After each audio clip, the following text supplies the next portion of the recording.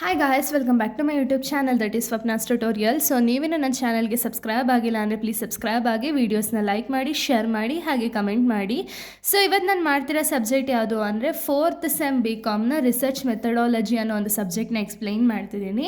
So ಇದರಲ್ಲಿ already ನಾನು ತುಂಬ ಚಾಪ್ಟರ್ಸ್ನ ಎಕ್ಸ್ಪ್ಲೈನ್ ಮಾಡಿ ಅಪ್ಲೋಡ್ ಮಾಡಿದ್ದೀನಿ. ಸೊ ಯಾರ್ಯಾರೆಲ್ಲ ಆ ವೀಡಿಯೋಸ್ನ ನೋಡಿವೋ ಒಂದ್ಸತಿ ಪ್ಲೇ ಲಿಸ್ಟಲ್ಲಿರುತ್ತೆ, ಆ ವೀಡಿಯೋಸ್ನ ನೋಡ್ಕೊಂಡು ಬಂದು ಈ ಒಂದು ವೀಡಿಯೋನ ನೋಡಿ, ಬಿಕಾಸ್ ನಿಮಗೆ ಕಂಟಿನ್ಯೂಷನ್ ಅನ್ನೋದು ಪ್ರಾಪರಾಗಿ ಸಿಗುತ್ತೆ ಅಂತ ಹೇಳಿ.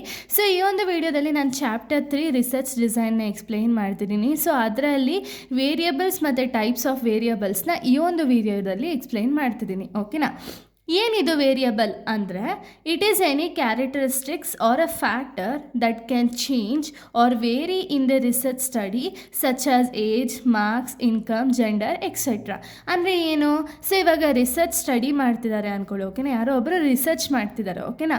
ಸೊ ಇವರು ಏನೇನು ಡೀಟೇಲ್ಸ್ನೆಲ್ಲ ಕಲೆಕ್ಟ್ ಮಾಡ್ತಾರೆ ನೋಡಿ. ವೆದರ್ ಇದು ಏಜ್ ಆಗಿರ್ಬೋದು, ಮಾರ್ಕ್ಸ್ ಆಗಿರ್ಬೋದು, ಈ ಡೀಟೇಲ್ಸ್ ಎಲ್ಲ ಅಂದರೆ ಇವ್ರು ಕಲೆಕ್ಟ್ ಮಾಡಿರೋ ಅಂಥ ಒಂದು ನಂಬರ್ಸ್ ಎಲ್ಲ ಆಗಿರ್ಬೋದು, ಅಥವಾ ಎಷ್ಟು ಇನ್ಕಮ್ ಅಂಥದ್ದೆಲ್ಲ ಏನು ಅಂದರೆ ವೇರಿಯಬಲ್ಸ್. ಓಕೆನಾ?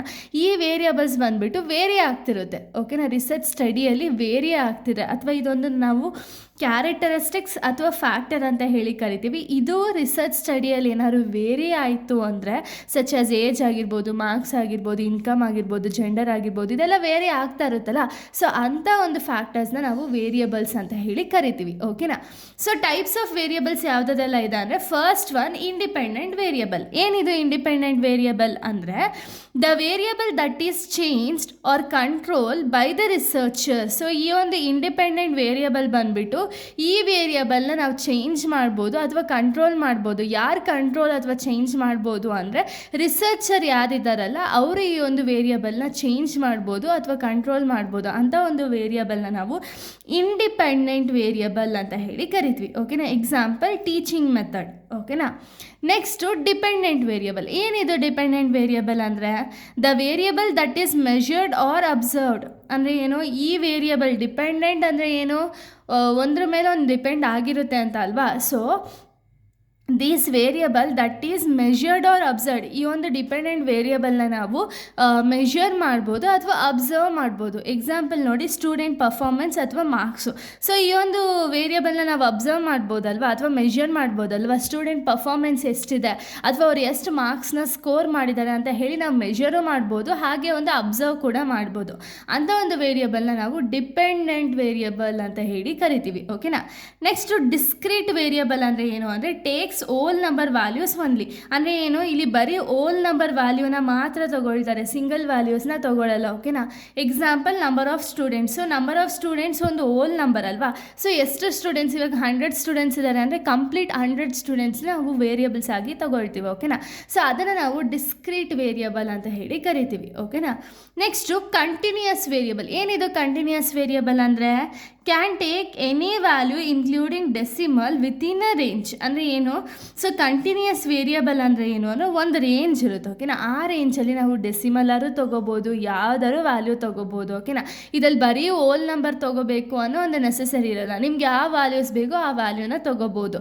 ಬಟ್ ಡಿಸ್ಕ್ರೀಟ್ ವೇರಿಯಬಲ್ ಬರೀ ನಾವು ಹೋಲ್ ನಂಬರ್ಸ್ ಮಾತ್ರ ತೊಗೋಬೇಕಿತ್ತು. ಅಂದರೆ ಹೋಲ್ ನಂಬರ್ಸ್ ವ್ಯಾಲ್ಯೂ ಏನಿದೆಯಲ್ಲ ಆ ವ್ಯಾಲ್ಯೂನ ಮಾತ್ರ ತೊಗೋಬೇಕಿತ್ತು. ಬಟ್ ಈ ಒಂದು ಕಂಟಿನ್ಯೂಯಸ್ ವೇರಿಯಬಲಲ್ಲಿ ಆ ರೀತಿ ಏನು ರೆಸ್ಟ್ರಿಕ್ಷನ್ಸ್ ಇರಲ್ಲ. ಯಾವುದಾದ್ರು ನಂಬರ್ ತೊಗೋಬೋದು, ವೆದರ್ ನೀವು ಹೋಲ್ ನಂಬರ್ ತೊಗೊಳ್ತೀರಾ ಅಥವಾ ಡೆಸಿಮಲ್ ತೊಗೊಳ್ತೀರಾ ಅಥವಾ ಸಿಂಗಲ್ ನಂಬರ್ ಯಾವ್ದಾದ್ರು ನೀವು ತೊಗೋಬೋದು. ಓಕೆನಾ? ಅಂಥ ವೇರಿಯಬಲ್ನ ನಾವು ಕಂಟಿನ್ಯೂಸ್ ವೇರಿಯಬಲ್ ಅಂತೀವಿ. ಎಕ್ಸಾಂಪಲ್ ಹೈಟು, ವೆಯ್ಟು, ಇದರಲ್ಲಿ ನಮಗೆ ಹೋಲ್ ನಂಬರ್ ಬರಲ್ಲ.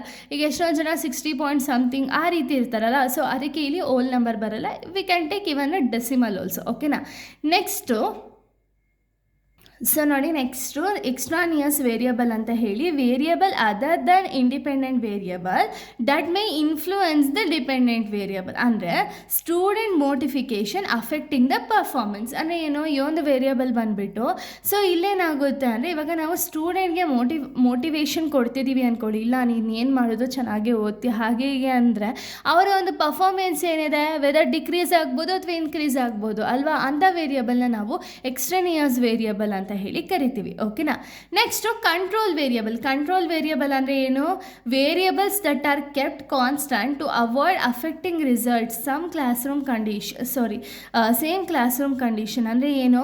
ಕಂಟ್ರೋಲ್ ವೇರಿಯಬಲ್ ಅಂದರೆ ಏನು ಅಂದರೆ ಈ ವೇರಿಯಬಲ್ನ ನಾವು ಕಾನ್ಸ್ಟಂಟ್ ಇಕ್ತೀವಿ. ಅಂದರೆ ಇವಾಗ ಒಂದು ಕ್ಲಾಸ್ ಕಂಡೀಷನ್ ಏನಿದೆಯಲ್ಲ ಅಥವಾ ಕ್ಲಾಸ್ ಪರ್ಫಾರ್ಮೆನ್ಸ್ ಏನಿದೆಯಾ ಆವಾಗ ನಾವು ಒಂದೇ ಕಾನ್ಸ್ಟೆಂಟ್ ಮೆಷರ್ಸ್ನ ನಾವು ತೊಗೊಂಡು ಹೋಗ್ತಿದ್ದೀವಿ ಅಂದರೆ ಅಲ್ಲೇನೂ ಕೂಡ ಚೇಂಜಸ್ ಮಾಡೋಕ್ಕಾಗಲ್ಲ ಅಲ್ವಾ. ಅಂದರೆ ಅಲ್ಲೇನೋ ಒಂದು ನಾವು ಕಂಟ್ರೋಲ್ ಮಾಡ್ತಿದ್ದೀವಿ ಅಂಥ ವೇರಿಯಬಲ್ನ ನಾವು ಕಂಟ್ರೋಲ್ ವೇರಿಯಬಲ್ ಅಂತ ಹೇಳಿ ಕರಿತೀವಿ. ಓಕೆನಾ. ನೆಕ್ಸ್ಟು ಮೀಡಿಯೇಟಿಂಗ್ ವೇರಿಯಬಲ್ ಅಂದರೆ ಏನು?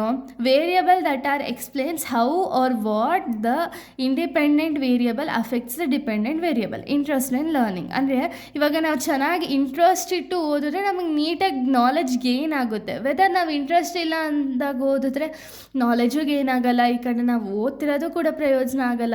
ಓಕೆನಾ, ಆ ರೀತಿ. ನೆಕ್ಸ್ಟ್ ನ್ಯೂಮರಿಕಲ್ ವೇರಿಯಬಲ್ ಅಂದರೆ ಏನು? ವೇರಿಯಬಲ್ ಮೆಷರ್ಡ್ ಇನ್ ನಂಬರ್ಸಲ್ಲಿ ನಾವು ಮೆಷರ್ ಮಾಡೋಕ್ಕಾಗುವಂಥ ವೇರಿಯಬಲ್ಸ್ ನಾವು ನ್ಯೂಮರಿಕಲ್ ವೇರಿಯಬಲ್ ಅಂತ ಹೇಳಿ ಕರಿತೀವಿ. ಎಕ್ಸಾಂಪಲ್ ಏಜು, ಇನ್ಕಮ್ ಎಕ್ಸೆಟ್ರಾ ಇದೆಲ್ಲ ಎಕ್ಸಾಂಪಲ್ಸ್. ಓಕೆನಾ. ನೆಕ್ಸ್ಟು ಕ್ಯಾಟಗರಿಕಲ್ ವೇರಿಯಬಲ್ ಅಂದರೆ ಏನು? Variables representing the groups R categories ಅಂದರೆ ಏನು? ಒಂದು ಕ್ಯಾಟಗರೀಸ್ ಅಥವಾ ಗ್ರೂಪ್ಸ್ನ ನಾವೇನಾದ್ರು ಮೆಷರ್ ಮಾಡ್ತಿದ್ದೀವಿ ಅಂದರೆ ಅದನ್ನು ನಾವು ಕ್ಯಾಟಗರಿಕಲ್ ವೇರಿಯಬಲ್ ಅಂತೀವಿ. ಎಕ್ಸಾಂಪಲ್ ಜೆಂಡರು, ಎಜುಕೇಷನಲ್ ಲೆವೆಲು ಇದೆಲ್ಲ ಒಂದು ಎಕ್ಸಾಂಪಲ್ಸ್. ಓಕೆನಾ. ಇಷ್ಟು ಕೂಡ ಒಂದು ವೇರಿಯಬಲ್ ಮೀನಿಂಗು ಮತ್ತು ಟೈಪ್ಸ್ ಆಫ್ ವೇರಿಯಬಲ್ಸ್ ಆಗಿದೆ. ಬಿಕಾಸ್ ಇದು ರಿಸರ್ಚ್ ಸಬ್ಜೆಕ್ಟ್ ಆಗಿರೋ ರೀಸನಿಂದ ಇದು ನೀವು ಯಾವ ರೀತಿ ಇಲ್ಲಿ ಹೇಳಿರ್ತೀನೋ ಅದೇ ರೀತಿಯೇ ನೀವು ಬರೀಬೇಕಾಗುತ್ತೆ. ಸೊ ಇಲ್ಲಿಗೆ ಒಂದು ವಿಡಿಯೋ ಅನ್ನೋದು ಕಂಪ್ಲೀಟ್ ಆಗುತ್ತೆ. ನೆಕ್ಸ್ಟ್ ವಿಡಿಯೋದಲ್ಲಿ ನಾನು ಬೇರೆ ಒಂದು ಟಾಪಿಕ್ನ ಎಕ್ಸ್ಪ್ಲೈನ್ ಮಾಡ್ತೀನಿ. So thank you guys, thanks for watching.